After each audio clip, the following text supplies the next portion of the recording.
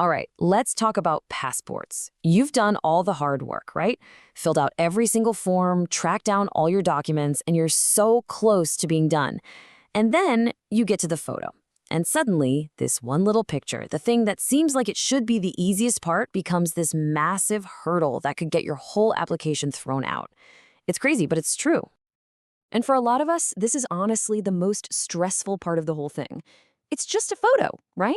But it comes with this weird anxiety. You're standing there thinking, is my head tilted? Is that a shadow? Am I allowed to have any expression at all? It really feels like one wrong move, one tiny mistake, and boom, your application gets kicked right back to you.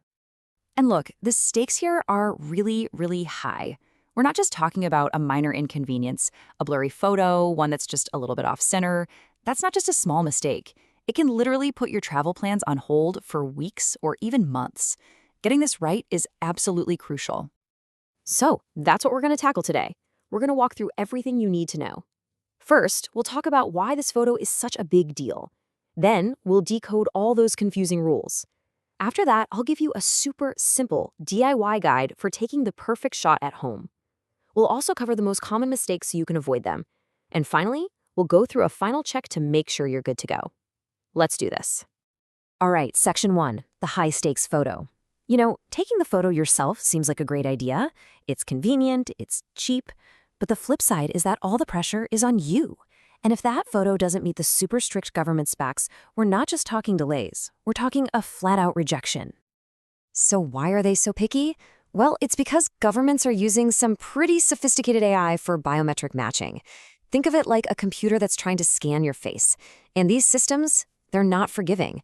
A tiny shadow, a background that's not perfectly white, a file that's the wrong size, any of that can make the computer say, nope, and flag your application for refusal. Every little detail matters. Okay, so let's get into the nitty-gritty. It's time to decode the rules. These are the absolute must-haves, the non-negotiables for your photo. First up, size. And this is a big one. You'd think there'd be just one standard size for the whole world, right? Wrong. The US and India want a perfect square, 2 by 2 inches. But if you're applying in the UK or EU, they want a rectangle, 35 by 45 millimeters. The takeaway here is super simple but critical. You have to check the rules for your specific country. Now for the digital size. We're talking pixels. The magic number is at least 600 by 600 pixels. Why? Well, anything smaller than that is going to look blurry and pixelated when they print it out. And you can bet that the AI scanning your photo is going to reject a blurry image instantly. Then there's the quality of the image itself, which is measured in something called DPI, or dots per inch. You're aiming for 300 DPI. The easiest way to think about it is like the resolution on a TV screen. A higher DPI means a much sharper, clearer picture. It's what makes sure your face doesn't turn into a fuzzy blob when they print it on your passport. All right, let's talk about the background. This is, without a doubt, one of the biggest reasons photos get rejected. It has to be totally plain and light-colored. We're talking pure white or maybe a super light gray. No patterns, no pictures on the wall behind you, and definitely no shadows. The whole point is to make your face the only thing the camera and the computer sees. Okay, so now you know the rules, but knowing them and actually doing them are two different things, right? So let's get practical. This is your step-by-step guide to taking a perfect passport photo at home and getting it right on the first try. We're going to break this down into 4 easy steps. It's actually pretty simple when you look at it this way. 1, set your background. 2, get the lighting just right. 3, nail that very specific pose. And 4, pick out the right thing to wear. Let's dive into each one. Okay, lighting. I'm telling you, this can make or break your photo. Harsh shadows across your face are an absolute photo killer. So is any glare on your glasses. What you're looking for is soft, even light that covers your whole face. The best way to do this? Stand facing a window during the day. Natural light is your best friend. No window? No problem. Just grab 2 lamps and place one on each side of you to fill in any dark spots. Next up, the pose. And listen, this is not your Instagram selfie. Save the angles for another time. For this photo, you need to be looking straight ahead, dead on into the camera. No tilting your head, your eyes need to be open, like fully open, and your expression has to be neutral. That means mouth closed, no big cheesy grin, sorry, just a calm, neutral look. What about what you're wearing? Keep it simple. Solid, neutral colors are best. You definitely want to avoid wearing white because you might just blend into the background like a floating head. And stay away from anything with a busy pattern. Now the big question, glasses. Yes, you can wear them, but there can't be any glare at all. If you're struggling to get a shot without that little reflection, just take them off. It's much safer.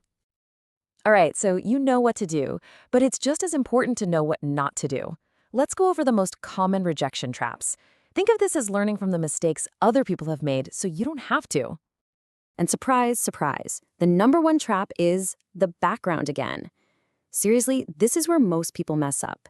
Even a wall that looks white might be a little off-white. A tiny bit of texture, a faint shadow, it's all a problem. The fix is easy though.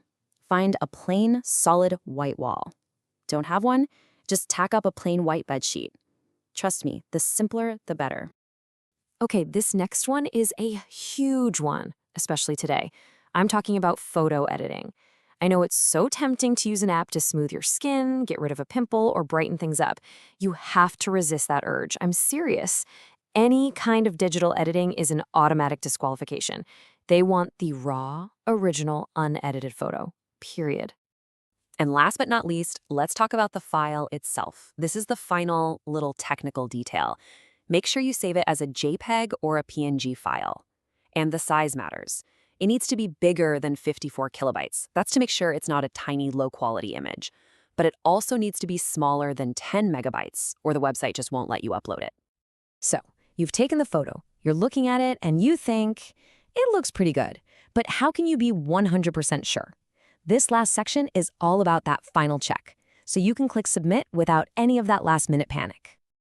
Before you hit Upload, just run through this quick checklist one last time. Look at your photo and ask yourself, is the background totally plain and light? Check. Are the size and dimensions right for my country? Check. Is my expression neutral, mouth closed? Check. Is the lighting even with zero shadows?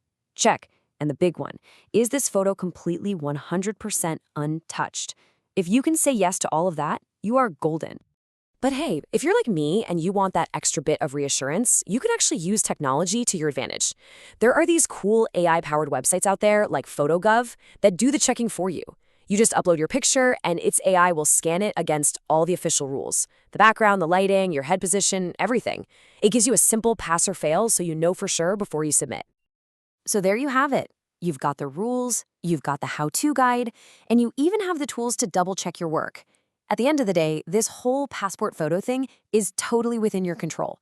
By just paying a little attention to these details, you can take what feels like the most nerve-wracking part of the application and make it the easiest. Now, you're ready to get it done and keep those travel plans right on track.